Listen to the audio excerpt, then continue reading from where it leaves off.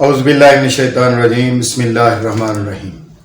अस्सलामु अलैकुम ख़वातीन हज़रात, मैं हूं आपका होम्योपैथिक डॉक्टर रिजवान साकिब और आपसे मुखातब हूं शमा होम्योपैथिक क्लिनिक लाहौर पाकिस्तान से।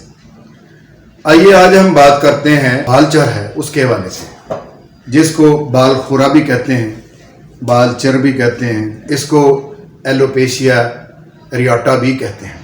आपने अक्सर देखा होगा कि कुछ लोग जिनके बाल सर के ऊपर से जैसे एक कॉइन कुछ सिक्का गोल जो होता है वो रख कर जो है ना उसको किसी रेजर के साथ जो है ना वो वहां से छील दिया गया नीचे से बालों को, इस तरह की बिल्कुल स्किन जो है उसके ऊपर एक बाल भी नहीं होता है। जैसे ये जगह है हमारे हाथ की कि इसके ऊपर कोई बाल नजर नहीं आता, इस तरह से बिल्कुल स्किन जो है वो चिकनी और मुलायम हो जाती है उस जगह से, और वहां पे बाल क्या बालों की रोएं भी जो है ना वो भी वहां पे नजर नहीं आती।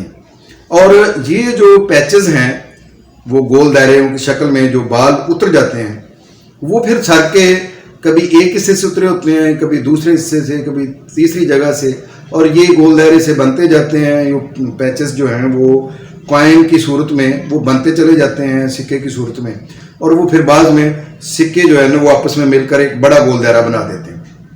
जब वो बड़ा जो है ना वो सर्कल बन जाता है बाल उतरने से, तो वो फिर ज़्यादा हिस्सा जो है वो नज़र आना शुरू हो जाता है जहाँ से बाल उतरे हुए होते हैं।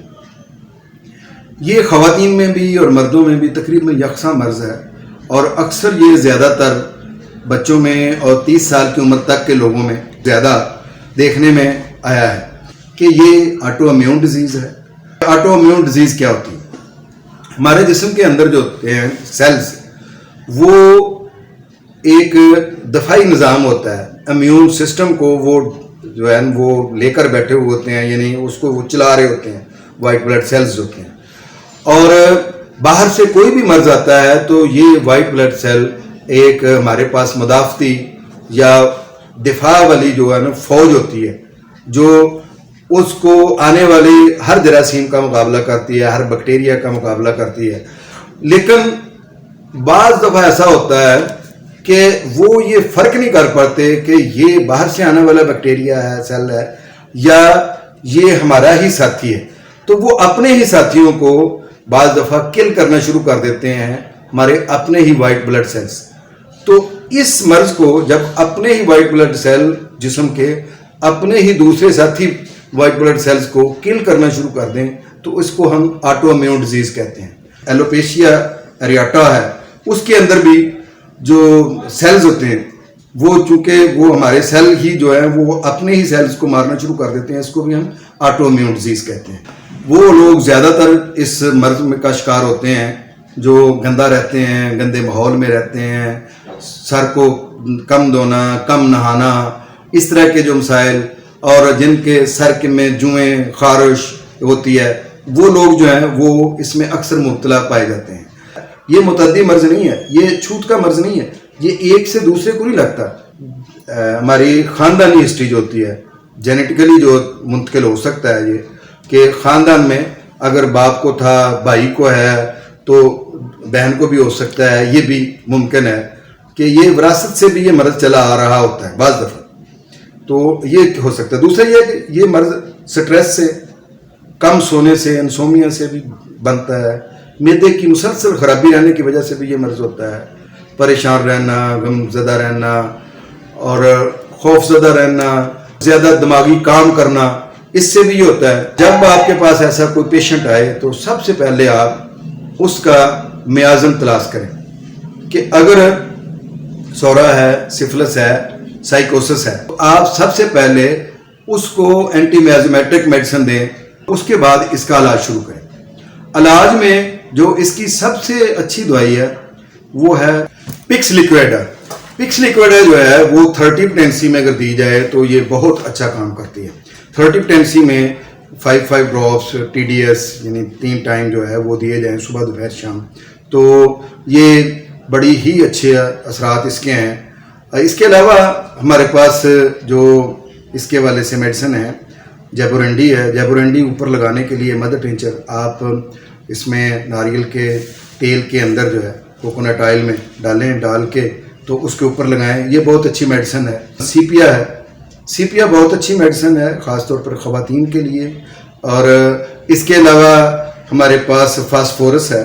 फास्फोरस बहुत अच्छी मेडिसिन है, ख़ास तौर पर ऐसे बच्चों का जो बालचर है, वो जिसके अंदर उनको खौफ होता है, बादोबारा का खौफ, किसी धमाके का खौफ या इस तरह के मसाइल हों, तो उस वक्त बालचार की ये अलामत हों तो उस वक्त ये एलोपेशिया एरियाटा में बड़ा अच्छा काम करती है।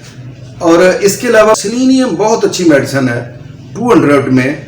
अगर ये रोज़ाना की बुनियाद पर एक डोज दी जाए और फिर यह है कि जब बाल उगना शुरू हो जाएं तो फिर इसको आप हफ्तावार एक डोज दें, फिर 15 दिन के बाद एक डोज दें, तो उससे ये बाल आना शुरू हो जाते हैं। होम्योपैथी में सारी अद्वियात जो हैं वो सिम्टम्स के मुताबिक दी जाती हैं। जैसे अगर बाल जुड़े हुए हैं और बालों के अंदर पीप है तो उस वक्त हम ग्रेफाइट्स तजवीज़ करते हैं।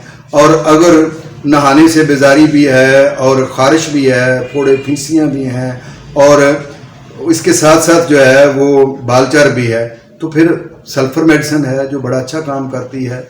इसके अलावा बेतहाशा होम्योपैथी में मेडिसिन हैं, बल्कि मैं ये कहूँगा कि जो मेरी प्रैक्टिस में अब तक मेडिसिन आई हैं बालचार के हवाले से, एलोपेशिया एरियाटा के हवाले से, बाल खोरा के हवाले से, वो तकरीबन 170 हैं।